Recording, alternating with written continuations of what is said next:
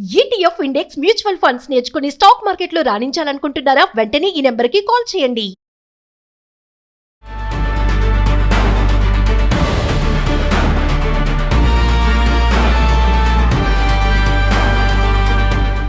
Suman TV ప్రేక్షకులకు నమస్కారం. నేను మీ అనలిస్టు మందిరి కృష్ణారెడ్డిని మాట్లాడుతున్నాను. యూపీఐ వాడుతున్న వాళ్ళందరూ ఇవాళ మనం చెల్లించాల్సినటువంటి ఏదైతే ఫీజు ఉందో, యూపీఐ చేసినప్పుడల్లా ఫీజు అయితే ఉందో అది కేంద్ర ప్రభుత్వం ఇప్పటిదాకా భరిస్తోంది. కానీ భవిష్యత్తులో ఇది కేంద్ర ప్రభుత్వం భరించే పరిస్థితి లేకపోవచ్చు.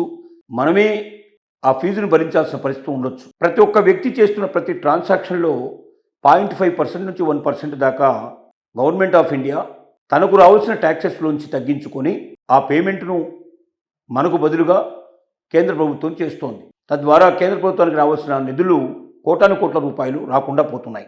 యూపీఐని మొదట ప్రజలందరికీ అలవాటు చేయాలనే ఉద్దేశంతో కేంద్ర ప్రభుత్వం తను భరించడానికి సిద్ధపడింది ఇంతకాలం. కానీ Reserve Bank of India governor మొన్నటిసారి జరిగినటువంటి సమావేశం లోపల అతను వ్యక్తం చేసిన అభిప్రాయాల ప్రకారం ఏంటంటే, ఇక భవిష్యత్తు లోపల ప్రజెంట్గా మాత్రం యూపీఐ ఛార్జెస్ కేంద్ర ప్రభుత్వమే భరిస్తోంది, కానీ భవిష్యత్తులో భరించే పరిస్థితి ఉండకపోవచ్చు అని ఒక హెచ్చరిక చేశాడు.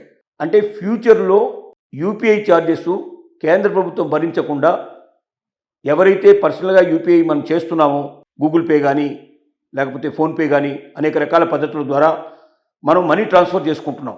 ఇతరులు మనకు పంపిస్తున్నారు, మనం ఇతరులకు పంపిస్తున్నాం. ఇలా పంపించే ప్రతి ట్రాన్సాక్షన్కి కొంత డబ్బు ఈ యూజర్ ఛార్జెస్ అంటారు. ఎవరైతే వీటిని జియో కానీ గూగుల్ కానీ మరొకరు కానీ ఎవరైతే చేస్తున్నారో ఈ సర్వీస్ చేసే వాళ్ళకి పే చేయాలి. మళ్ళీ వాళ్ళ ఖర్చులు వాళ్ళకు ఉంటాయి కాబట్టి ఆ ఖర్చులు మనం తీయడానికి మనం ప్రయత్నం చేయాలి. కాబట్టి ఇప్పటిదాకా చేస్తుందంటే కేంద్ర ప్రభుత్వం తను భరిస్తోంది. భరిస్తుందంటే డైరెక్ట్గా డబ్బులు కట్టడం లేదు వాళ్ళకి. వాళ్ళ దగ్గర నుంచి రావాల్సిన పన్నులు ఏవైతున్నాయో ఆ పన్నుల్లో ఈ అమౌంట్ని మైనస్ చేసి మిగతాది మాత్రమే తీసుకుంటుంది. కానీ భవిష్యత్తు లోపల ఇది సాధ్యం కాకపోవచ్చు. సాధ్యం కానప్పుడు ఏమవుతుందంటే, ప్రతి ట్రాన్సాక్షన్ మీద సపోజ్ 0.5% 1% తీసుకున్నాం. ఒక 1% మనం పెట్టుకుంటే 100 రూపాయలు మీరు ఛార్జ్ చేసినప్పుడు ₹1 లేదా 2% వరకు కూడా యూపీఐ ఛార్జెస్ ఉండే పాసిబిలిటీస్ ఉండొచ్చు. ఇది ఎంత అనేది ఇంకా పెరగడానికి కూడా పాసిబిలిటీ ఉండొచ్చు, తగ్గడానికి పాసిబిలిటీ మాత్రం మీద ఆ పర్సెంటేజ్ మొదలు పెడితే 2% 2.5% లోపల ఉండే పాసిబిలిటీస్ ఉన్నాయని చెప్తున్నారు. ఈ యావరేజ్గా 1% 2% పడితే ప్రతి 100 రూపాయలకి ₹1 నుంచి ₹2 4 మనం ఖచ్చితంగా గవర్నమెంట్కి మన యూజర్ వాళ్ళకు ఎవరైతే ఈ సర్వీస్ ఇస్తున్నారో వాళ్ళకి సర్వీస్ ఛార్జ్ కింద పే చేయాల్సిన పరిస్థితి ఏర్పడుతుంది. అలాంటప్పుడు ఆ అమౌంట్ చాలా ఎక్కువ అవకాశాలు ఉంటాయి. అంటే ₹100 పే చేసేవాళ్ళు ఓకే, కానీ థౌజండ్స్ రూపీస్లో లక్షలు పే చేసేవాళ్ళు కూడా ఉన్నారు. ఈ ఎంత పెద్ద మొత్తంలో పే చేసుకుంటూ పోతే అంత అమౌంట్ వాళ్ళ మీద పడే అవకాశం ఉంటుంది. అది ఇప్పటిదాకా కేంద్ర ప్రభుత్వం భరించడం వల్ల మనకు అది డిఫరెన్స్ తెలియకుండా మనం వేల కొద్ది లక్షల కొద్ది డబ్బును యూపీఐ ద్వారా మనం పంపిస్తున్నాం. అంటే గూగుల్ పే కానీ ఫోన్పే ద్వారా కానీ మరొక రకంగా కానీ మనం డబ్బులు పంపిస్తున్నాం. ఇక పైన సెంట్రల్ గవర్నమెంట్ ఒకవేళ నిర్ణయం తీసుకుంటే ఆ పన్నులు మేము పే చేయం, దానికి సంబంధించిన ఫీజు మేము పే చేయం, యూజర్ ఛార్జెస్ మీరు పే చేసుకోవాలని చెప్తే మనం ఆటోమేటిక్గా అవన్నీ ప్రతి ఒక్కరి అకౌంట్లోంచి పెద్ద మొత్తాల్లో డబ్బులు వెళ్ళిపోయే అవకాశాలు ఉంటాయి. అప్పుడు యూపీఐ నుంచి మరి ఎంతవరకు చేస్తారు, ట్రాన్సాక్షన్ ఎంత చేస్తారు అనేది కూడా ఆలోచించాల్సిన అవసరం ఉంది. ఏది ఏమైనప్పటికీ మనకు ఇవాళ ఆర్బీఐ గవర్నర్ చేసిన హెచ్చరిక కోట్లాది మందికి సంబంధించినటువంటిది. ఇవాళ ప్రపంచంలోనే నెంబర్ 1 ప్లేస్లో ఉంది యూపీఐ ద్వారా చెల్లింపులు చేస్తున్నటువంటి దేశం. అంటే ఆన్లైన్ ట్రాన్సాక్షన్ గూగుల్ పే కానీ ఫోన్పే కానీ ఇంకా అనేక రకాలైనటువంటి ఇలాంటి యూజర్ ఛార్జెస్ అంటే ఇట్లాగా మనకు సర్వీస్ ఇచ్చే సంస్థలు చాలా ఉన్నాయి. వీటి ద్వారా డబ్బుల్ని సులభంగా మనం ట్రాన్స్ఫర్ చేసుకునే పాసిబిలిటీ కల్పించింది. కానీ ఇలా జరుగుతున్న వాటికి యూజర్ ఛార్జెస్ అవుతుందో 0.5% నుంచి 2.5% దాకా కట్టే డబ్బులు ఏవుతున్నాయో ఈ డబ్బుల్ని కేంద్ర ప్రభుత్వం ఇప్పటిదాకా భరిస్తోంది. కానీ ఇక భవిష్యత్తులో భరించకపోవచ్చు. ఎవరి ఛార్జెస్ వాళ్ళే కట్టుకోవాల్సిన పరిస్థితి ఏర్పడవచ్చు. అలా కట్టుకోవాల్సిన పరిస్థితి ఏర్పడినప్పుడు వేలల్లో లక్షల్లో ట్రాన్సాక్షన్ చేసే వాళ్ళకి చాలా పెద్ద మొత్తాల్లో డబ్బులు వాళ్ళు కోల్పోవాల్సిన పరిస్థితి ఏర్పడుతుంది. వాళ్ళ అకౌంట్లో వచ్చే డబ్బులు పోతాయి. యూజర్ ఛార్జెస్ కింద వీటికి పే చేయాల్సిన పరిస్థితి అయితే ఈ సర్వీసెస్ ఇచ్చేటువంటి సంస్థలకు వెళ్ళిపోతాయి. యూపీఐ భారం కావచ్చు అనే విషయాన్ని ఆయన అర్థమయ్యేటట్టుగా చెప్పే ప్రయత్నం చేశారు.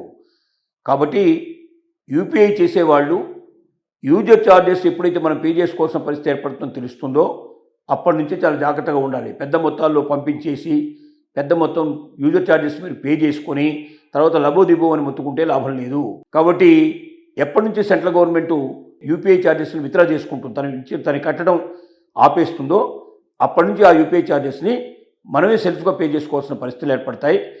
దాన్ని గమనించుకొని జాగ్రత్తగా ఏ డేట్ నాడు ఎప్పుడైనా మనం చెక్ చేసుకొని ఎప్పుడైతే ప్రభుత్వం ఆ డేట్ ఇస్తుందో ఆ డేట్ నాడు మనం ఖచ్చితంగా అప్పటి నుంచి యూపీఐ ఛార్జెస్ మనం పే చేసుకోవాలని అర్థమవుతుంది. మనకు యూపీఐ ఛార్జెస్ పే చేసి ఇప్పుడున్నంతగా రెక్లెస్గా ఎంత డబ్బు అంటే అంత డబ్బును మనం రోజు పొద్దు నుంచి రాత్రి దాకా యూపీఐ ద్వారా మనం ఇతరులకు పంపించడం కానీ ఇతరుల దగ్గర నుంచి మనం కానీ రిసీవ్ చేసుకుంటున్నాం. ఇలా చేసుకున్న ప్రతి దాని మీద ఛార్జెస్ పడతాయి. అది ₹1 కావచ్చు, రూపాయి కావచ్చు, ₹2, ₹2.5 కూడా పడే అవకాశాలు ఉండొచ్చు. ఇంత పెద్ద మొత్తంలో డబ్బులు మన దగ్గర కట్ అయిపోవడం మొదలైతే ఎక్కువ మొత్తంలో డబ్బులు పంపించేట్లు వాళ్ళకి ఎక్కువ అమౌంట్ పోతుంది. చిన్న చిన్న మొత్తాలు పంపించే వాళ్ళకి తక్కువ పోతుంది. ₹100కు రూపాయి నుంచి 2.5 అంటే ఎక్కువ కనబడదు. కానీ అదే ₹1,000 అనేసరికల్లా పెరిగిపోతుంది, ₹1,00,000 అనేసరికల్లా ఇంకా పెరిగిపోతుంది. అంత అమౌంట్ మ్యాక్సిమంగా పెరిగిపోయే అవకాశాలు ఉన్నాయి. కాబట్టి ప్రతి ఒక్క వ్యక్తి ఎప్పటి నుంచి అయితే సెంట్రల్ గవర్నమెంట్ యూపీఐ ఛార్జెస్ మేము బేర్ చేయడం లేదు, ఇప్పటి నుంచి మీరే పే చేసుకోండి అని చెప్తుందో అప్పటి నుంచి ఇక మనం ప్రతి పైసాని జాగ్రత్తగా పంపించేటప్పుడు ఎంత డబ్బు పంపిస్తున్నాం, ఎంత కట్ అవుతుంది, ఎంత పోతుంది మనకు, ఇలా కాకుండా వేరే మార్గం ద్వారా మనం బ్యాంకు ద్వారా పంపిస్తే మనకు తగ్గుతుందా, లేక బయట మనం డైరెక్ట్గా క్యాష్ ఇచ్చుకుంటే తగ్గుతుందా అని 1కి 10 సార్లు ఆలోచించుకోవాల్సిన పరిస్థితులు ఏర్పడతాయి. వీటిని గమనించుకొని ముందుకు వెళ్ళని వాళ్ళు మొత్తం 1 సంవత్సరం తర్వాత ఒకేసారి అకౌంట్ ఓపెన్ చేసి చూసుకుంటే యూపీఐ ఛార్జెస్ కిందనే ₹1,000, ₹1,00,000 కట్టినట్టుగా కనబడతాయి. కాబట్టి ఆ రకమైనటువంటి బాధ్యతని అనే పరిస్థితులు రాకుండానే ముందుగా జాగ్రత్త పడటం చాలా అవసరం. ప్రతి ఒక్కరు కూడా కేంద్ర ప్రభుత్వం ఎప్పుడు ప్రకటిస్తుందో ఈ యూపీఐ ఛార్జెస్ మేము ఇప్పటి నుంచి బేర్ చేయటం అనేది ప్రకటించే డేట్ కోసం మనం వెయిట్ చేయాలి. అది ఏ క్షణంలో అయినా వస్తుందనేటువంటి ఆలోచన మాత్రం మేధావులు చెప్తున్నటువంటి విషయం.